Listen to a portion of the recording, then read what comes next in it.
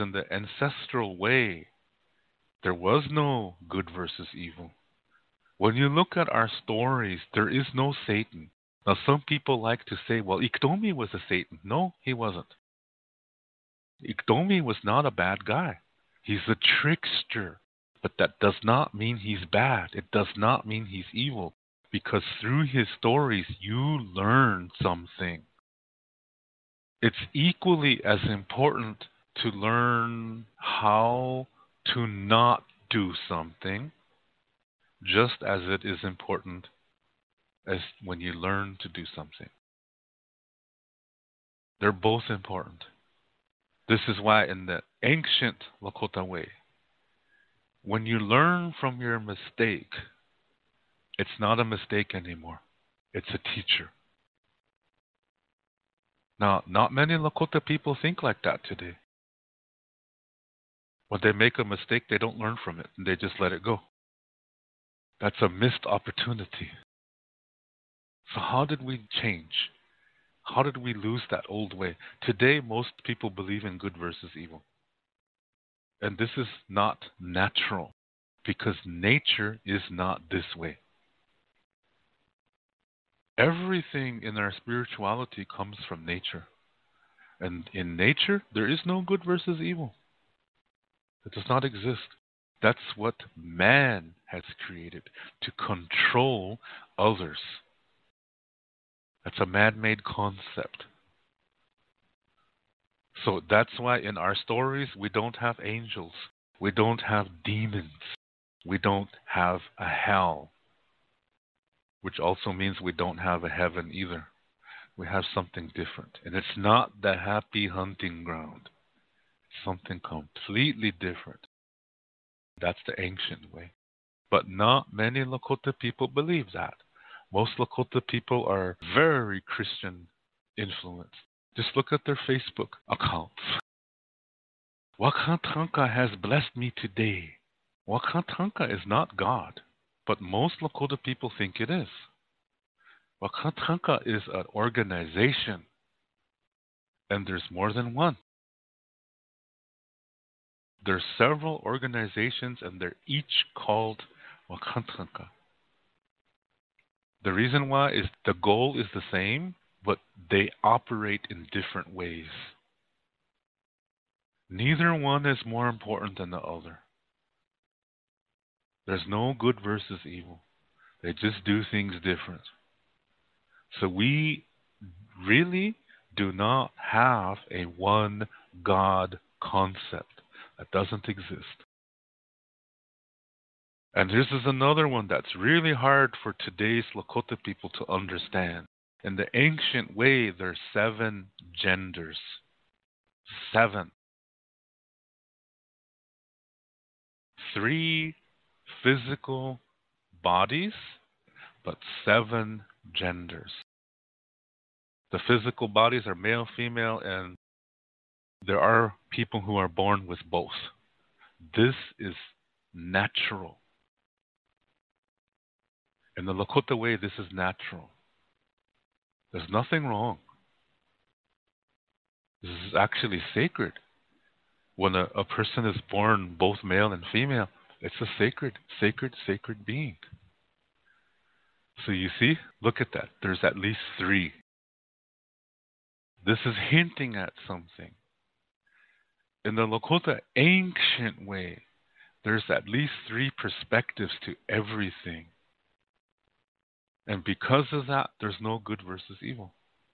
But in the man-made modern thinking, there's only 2. So most Indians today, they think in this 2 perspective system.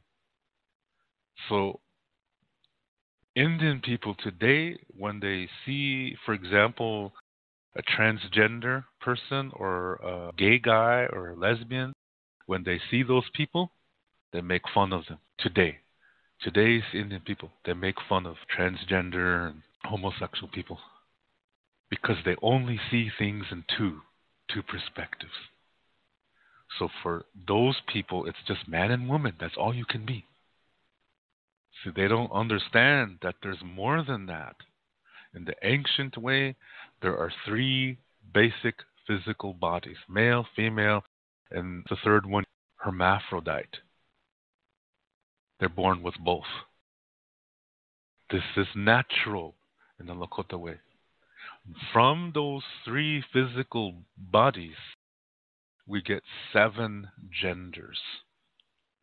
You have your basic man, basic woman.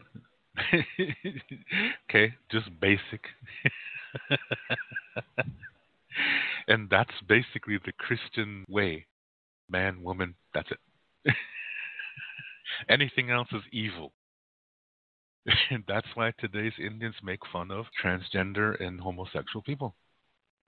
Because most Indians are either Christian or they're Christian influence today.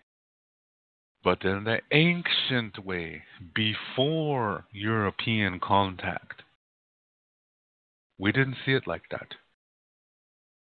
There were 3 basic physical bodies, male, female, and a hermaphrodite. And like I said, first of all, you have your man with the male perspective and a physical woman with the female perspective. Those are your first 2. Then you have it switched. You have a man with a woman's perspective and a woman with a man's perspective. These are our transgender people. There's nothing wrong. It's just the way they are. This is natural. Because the very first Lakota star knowledge concept is reality begins within. That's inside of where you think, where your mind is. This is where reality begins. This is the way the universe was created. So, if a boy thinks like a girl, then he's a girl. So he will be a she. People in the community will regard that person as a girl, as a female. Same thing for the girl who has the perspective of a man. She will be seen as a male. There's nothing wrong with that. So we had our transgender people, and we treated them just like we treat anybody else. Because it's natural. It's okay. There's nothing wrong with that. Sometimes it happens. So there's 4 of them that we just described.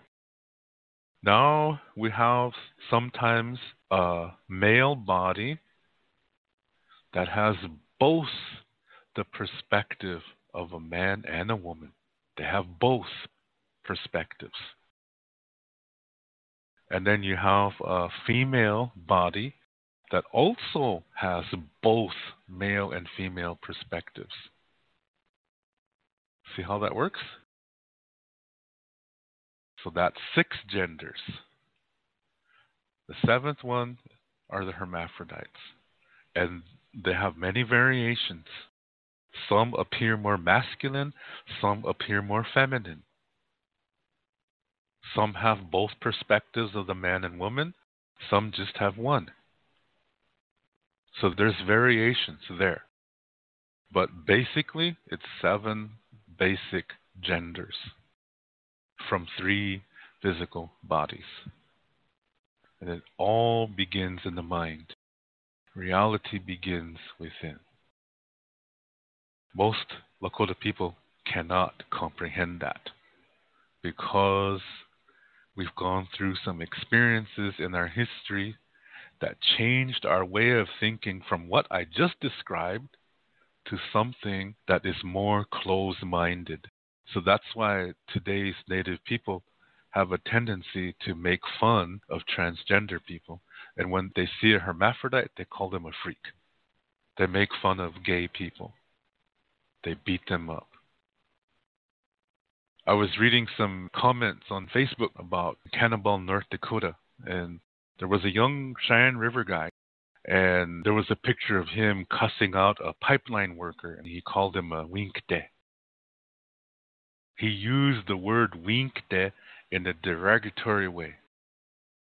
Winkte is a man, And he can either have a female perspective or he has the male and female perspective. This is a winkte. Wing is short for wian, and wian means woman. Kte is to become. Kte has two definitions. One is to become and another one is to kill. If it means to kill, it's used in a different way.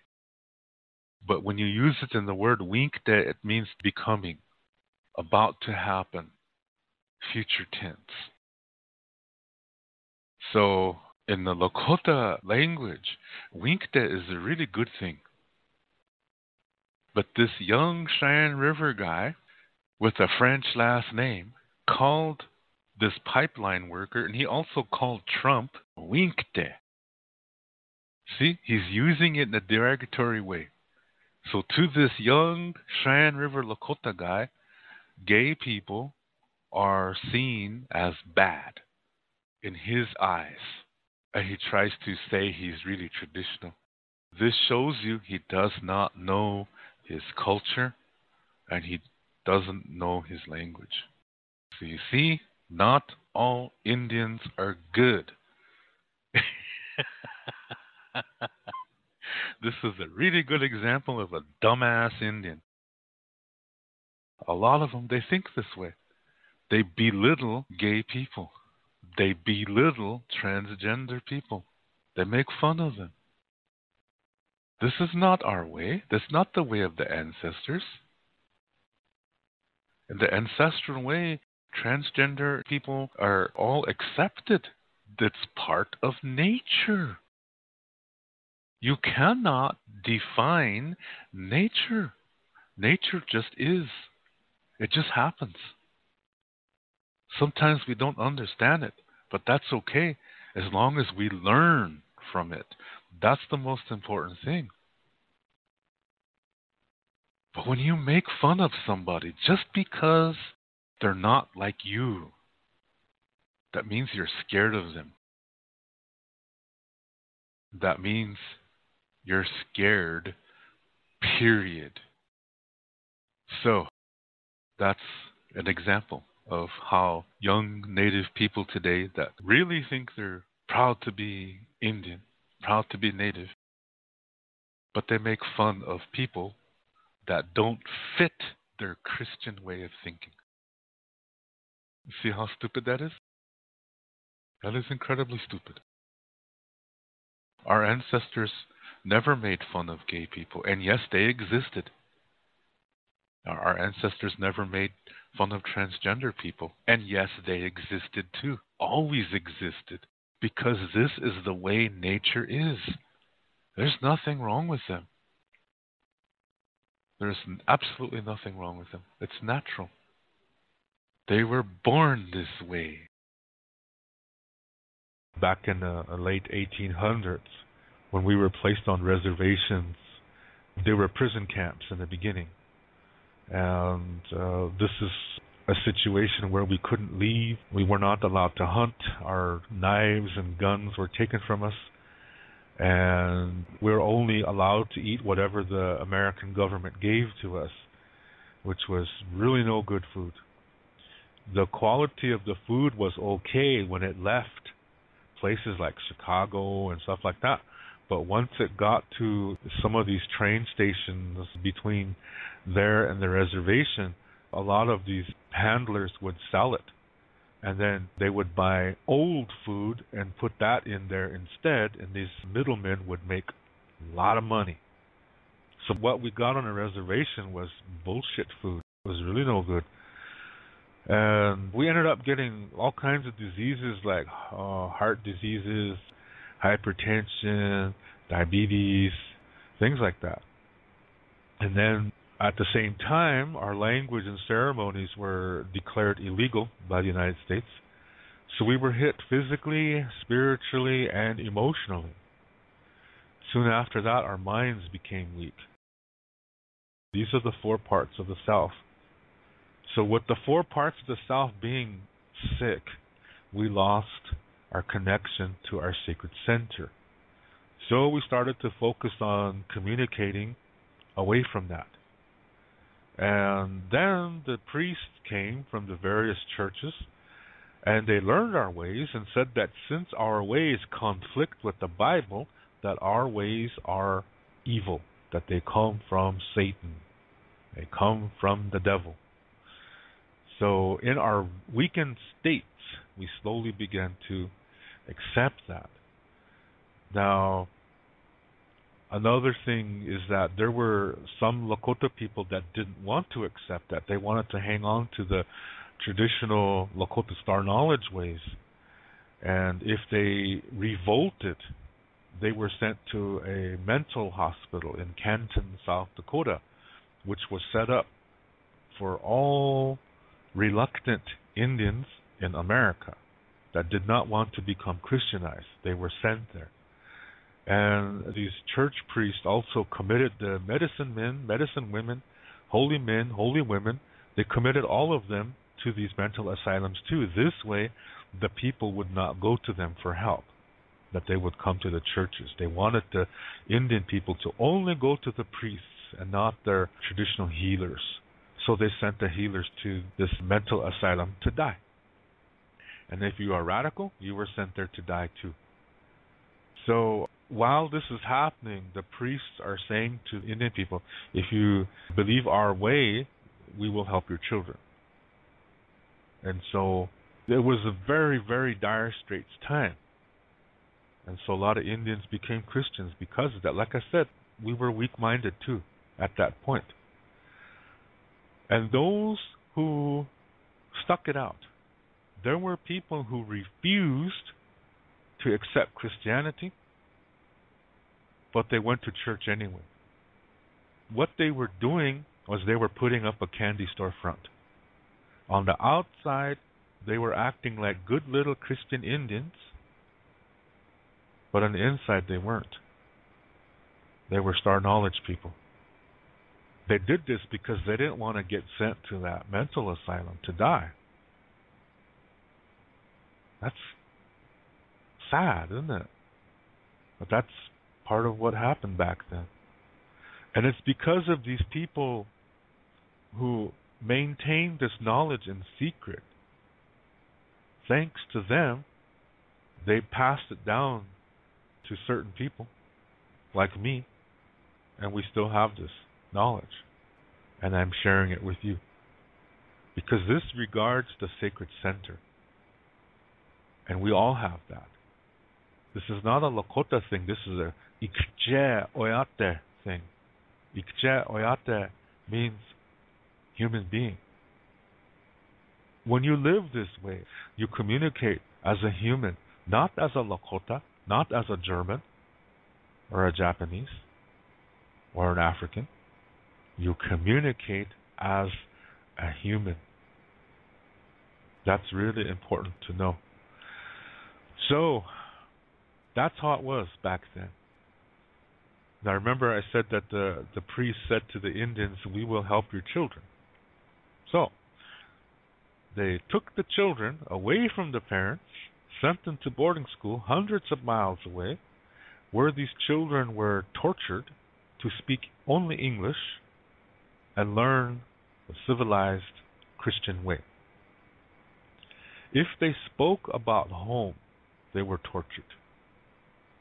These schools didn't do background checks in those days. The pay was really low.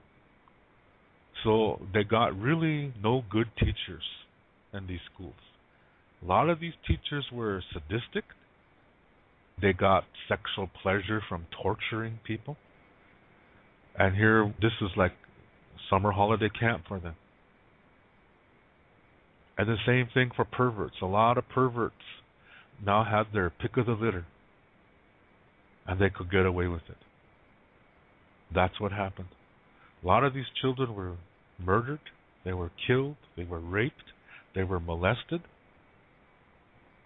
And there's a lot of unmarked graves near these schools. Not all these children are accounted for. So, those who made it through, what they learned was whatever they saw. Because a lot of these children never went back home. They were told by the priests that their families had died and that there was nobody there. And that broke their hearts. This is why some of these children, they were so sad they couldn't eat. And they ended up starving themselves to death. And those who made it through, like I said, they didn't really survive because they were not able to process all these emotional traumas that they experienced. They didn't know how, because the only adults that were around them were these unhealthy, abusive people, teachers, dorm matrons, cooks, janitors, priests. They were all unhealthy to them. That's all they knew. They learned how to become victims, and they learned how to become abusers to those who they considered weaker than themselves. So they didn't really survive. A lot of these children that made it through these schools, they had a lot of traumas that they didn't know how to deal with, because all they saw was abuse. That's what they learned. There was no adult, healthy role models to emulate. And remember I said these children were told that their families were all dead. So they didn't go back during summer holiday. They just stayed at these schools and worked. So when they left these schools, they tried to live in mainstream America. Nobody accepted them. They would say, you're a heathen. You're a dirty Indian. So they couldn't even get jobs off the reservation. And when they went back to the reservation, to their people, they ran into more problems. Many, many times they were not even accepted by their own people, because their own people were saying, you're too white. You act like a white man. So they're caught in between. So a lot of them turned to alcohol to try to hide all of it, to try to forget everything. They turned to alcohol, and then later drugs. There were some who tried to make it. They married each other because they knew each other went through the same thing. And they didn't want their children to go through what they went through. So they didn't teach them the language. They didn't teach them the culture. Those children, the children of these first generation boarding school people, those children are today's elders. When they were born, they didn't learn the language. They didn't learn Lakota Star knowledge. They never got the opportunity to. When you look at an old person on the reservation today, they're not the connection to the ancient past. No, they were born in a Christian background at a time when the reservations were strongly Christian. So this is what happened. That's a native experience that a lot of people don't realize. This is what happened all over America and Canada too. So the next generation, they are sent to boarding school too. No choice. It's a little bit better, but they're still abused. They're still getting treated really no good. And so they grow up, have children, and they don't teach their children anything. What can they teach them? They don't know anything concerning their own language. This is why today most people cannot speak their own language, and what little cultural information they know is Christianized, meaning it's dualistic, and it's not the original ancient form. Okay, so the first generation of Indian kids that were sent to boarding school, since all around them were unhealthy adults who did nothing but abuse them, they didn't receive healthy parenting. They missed things that they should have learned about life. So they're lacking emotional development. So when they grow up, and those who make it through these boarding schools and then they have children, those children are also lacking that emotional support, that emotional development. Because the parents don't know how to do it. All they knew and all they learned was abuse. All they experienced in these schools was abuse. So they have a hard time trying to be a healthy parent. So they do the best that they can. But the children still are not receiving the proper emotional development, the experiences that healthy children should receive from healthy parents. They're still missing that. And so when that second generation grows up, they know even less concerning healthy parenting. And so their children receive even less. And every time this happens, the next generation becomes more dualistic than the previous one. So let me try to say that again. The first generation boarding school kids, they didn't receive proper parenting skills. So when they have children, their children are not receiving healthy training that they should be receiving. They're receiving even less than their parents. Now that second generation, when they grow up, see, they know even less. So when they have children, those children are receiving even less, and it gets worse with each generation, which also means that the less healthy emotional development they receive, the more dualistic they become. So with each generation is more becoming emotionally underdeveloped, they're also becoming more dualistic. So today, it's a huge mess on the reservation. As a whole, we're incredibly underdeveloped emotionally, and we are incredibly dualistic. We're quick to attack each other. We're quick to pull each other down. We're just like the rest of the civilized, dualistic world. Notice I didn't say white man, because this is all over the world. It's not just among white countries. It's all over the world. Wherever there is a dualistic ideology, where one gender is considered less than and property of the other gender, you're going to have incredibly underdeveloped emotional people, which equals incredibly dualistic people. And that is unhealthy. So that started by the time of the late 1800s on the reservation. To read more about Lakota Star Knowledge spirituality, you can read my book called Wichocha Otechike. You can see the book cover on the right side of this screen.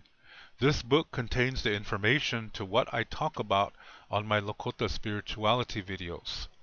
To purchase this book, please click below where it says Show More. Clicking on that link will open up the description below, and there you will see a link called To Purchase My Books. As you will see, it's an eBay link. Click on that eBay link, and there you will see the information to get this book. Lila Pila Mayelo. Thank you very much.